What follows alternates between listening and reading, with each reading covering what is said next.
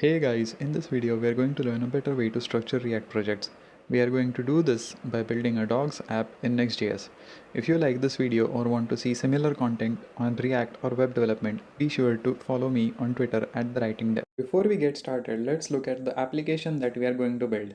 We are basically building an app which will show a random dog by fetching the dogs API, and every time we refresh, a new dog and its name will be fetched.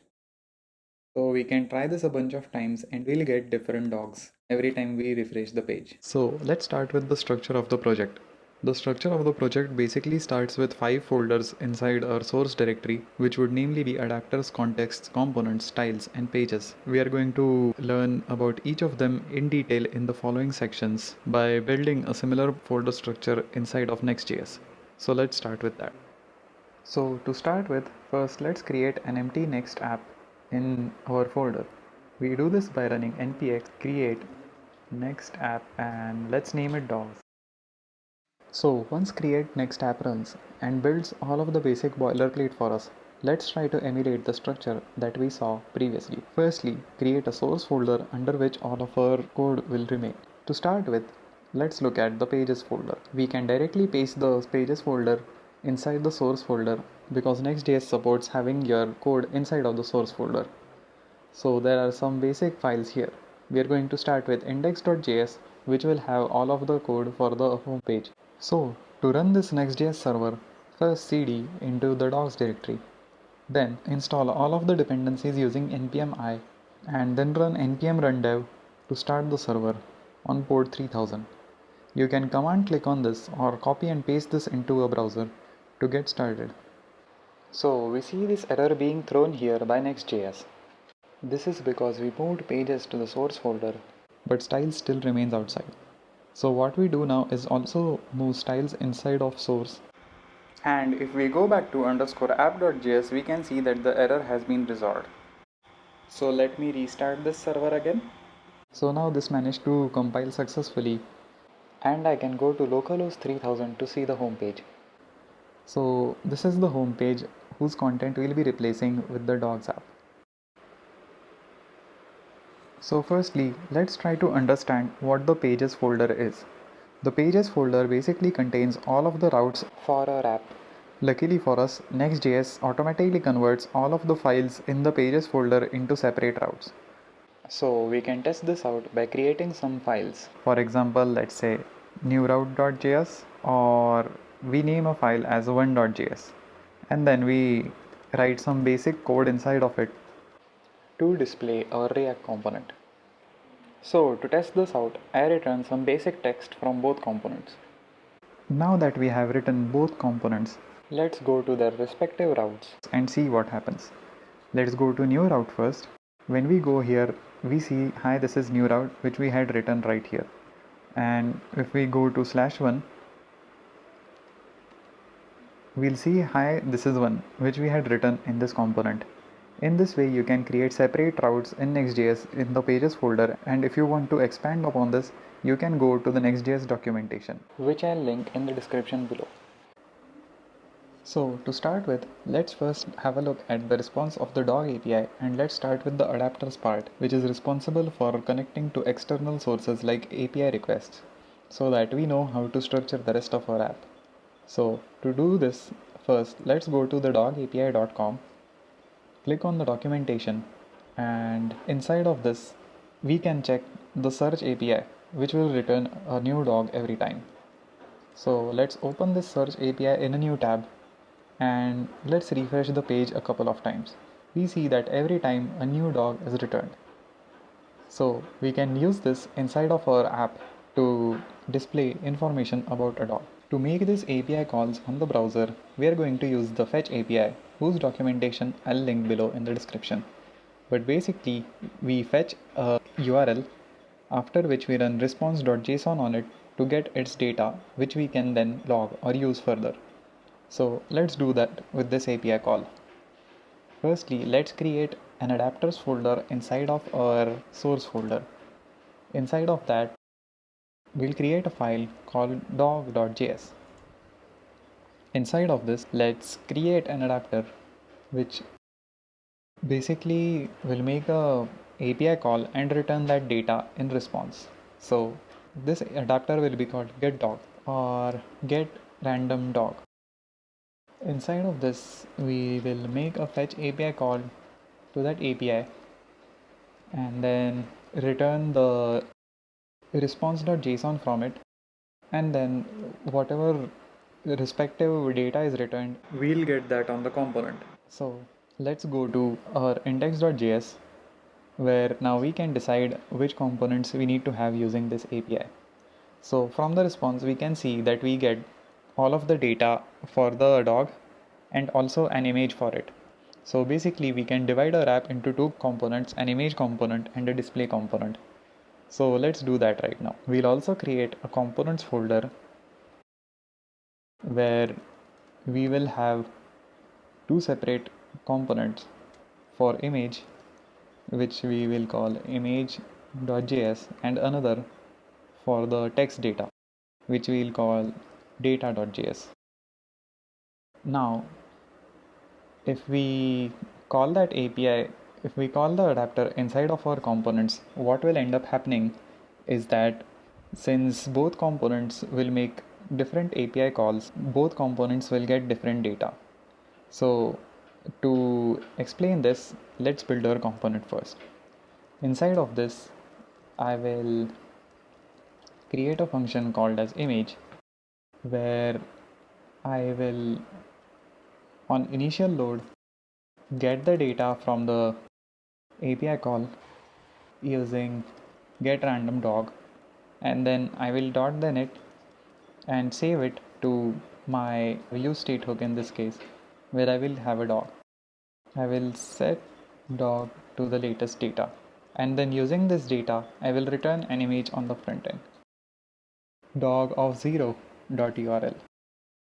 This question mark and dot is known as optional chaining, which is used to return null whenever an element is not present. So this is a way of handling null pointer exceptions, which instead of throwing an unexpected error, it just returns null or undefined in that case. So we return an image here, and inside of our data component, let's copy all of this code inside of here, and now inside of where we are returning the component, first rename this to data, and then inside this component we can return a separate set of data here. So let's just return the name of the dog for now, where we return the div and dog of 0. I'll have to wrap this in curly brackets, dog of 0 of breeds of 0 of name. So now that we have this set of data, let's go to our pages folder and let's use this API here. Since we created new route.js, let's rename this to, let's say, randomdog.js. And inside of this, let's return the two components that we just created. So I will create a top level div, and inside of them, I will use the data component that we just created and the image component. Now if we go back to our app and we go to the random dog URL, we'll get that data was not defined. So let's have a look. Both of these components were used here, but they were not imported. So we'll import firstly data from /component/data, and we'll do the same with image. Now if we go back here, this still throws some errors. So let's go back to our code.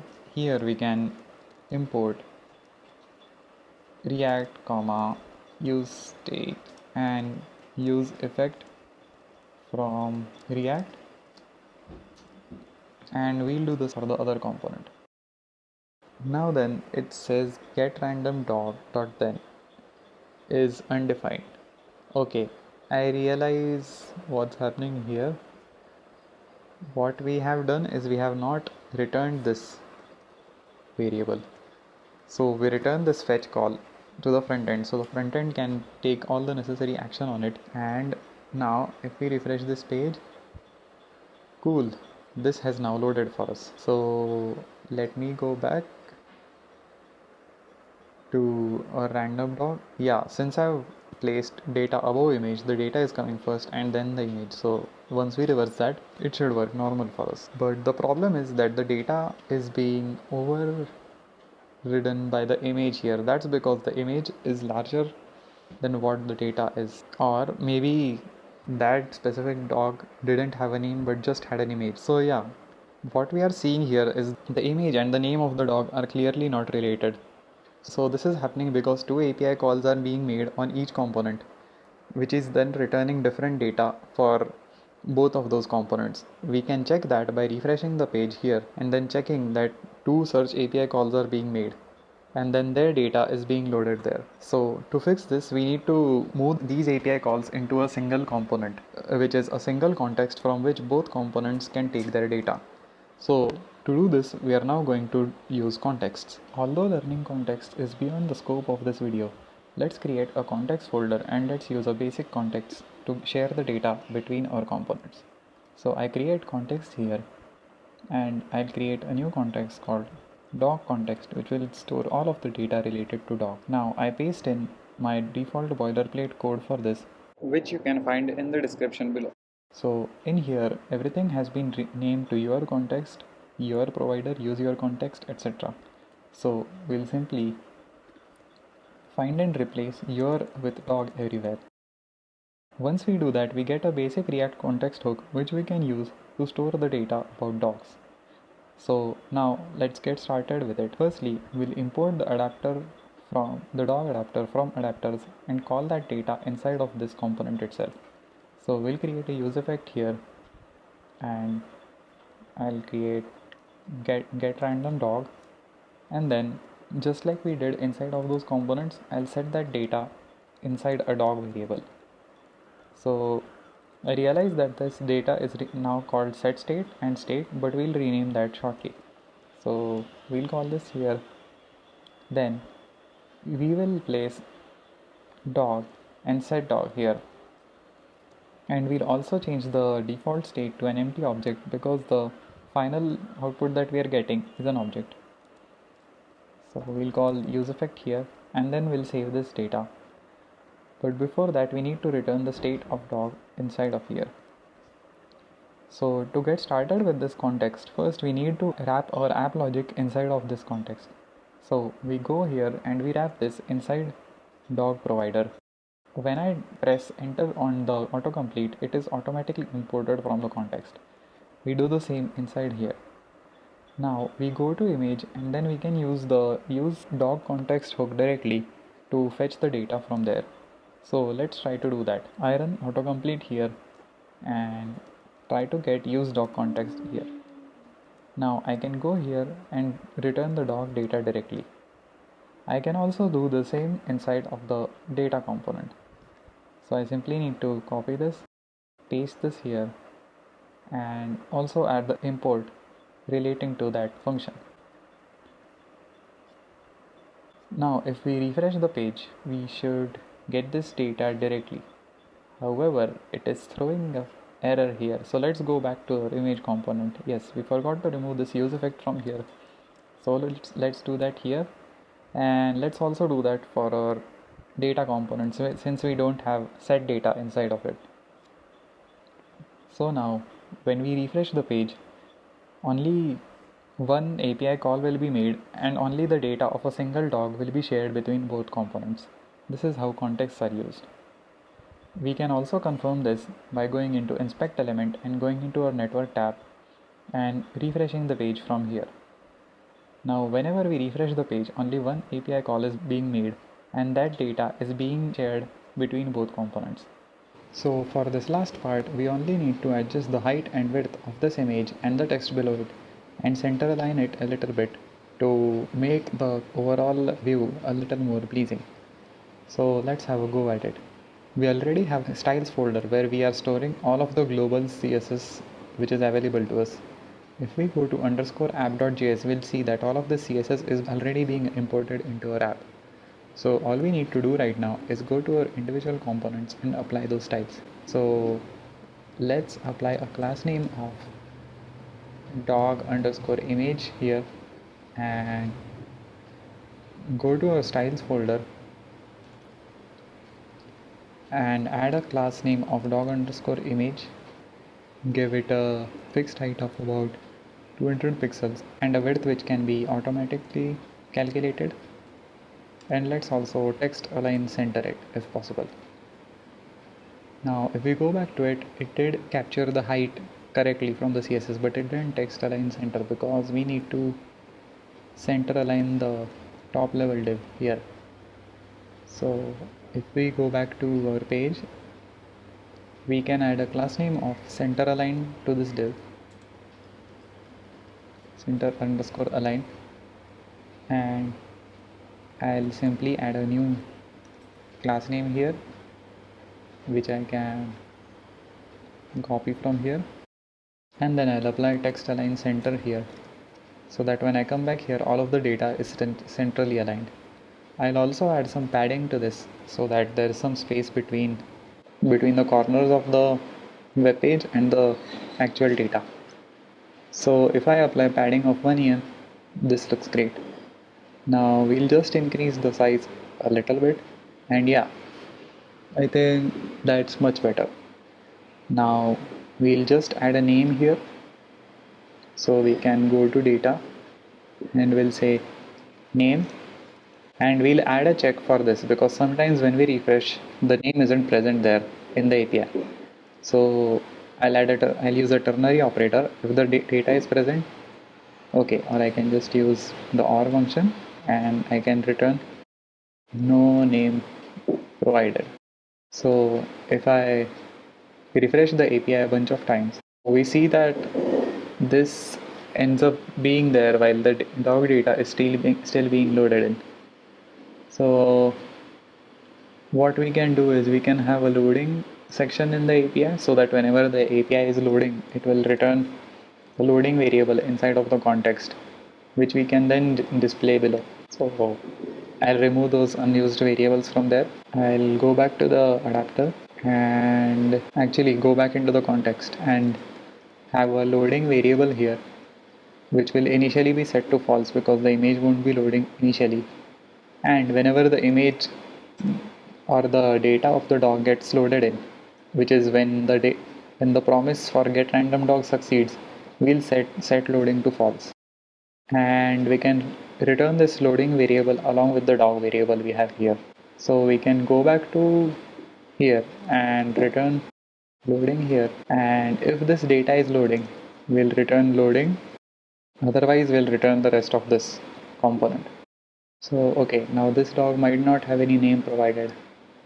Right, so this is Shiba Inu. Okay, so we still seem to have this issue where no name provider comes up at the start. So to deal with this, okay, since we had set the initial value to false, that's why it was happening. So we'll just set the initial value to true. And now whenever I refresh the page, it will initially say loading and then it will load the latest dog in. So that's it about styles. You can simply write all of your styles in the styles folder in the src directory and import those styles inside your web page or web pages.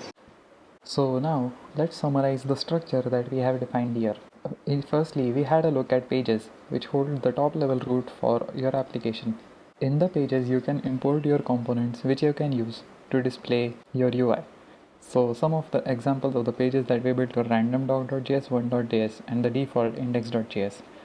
Now components. Components are basically React components which hold the UI of your application.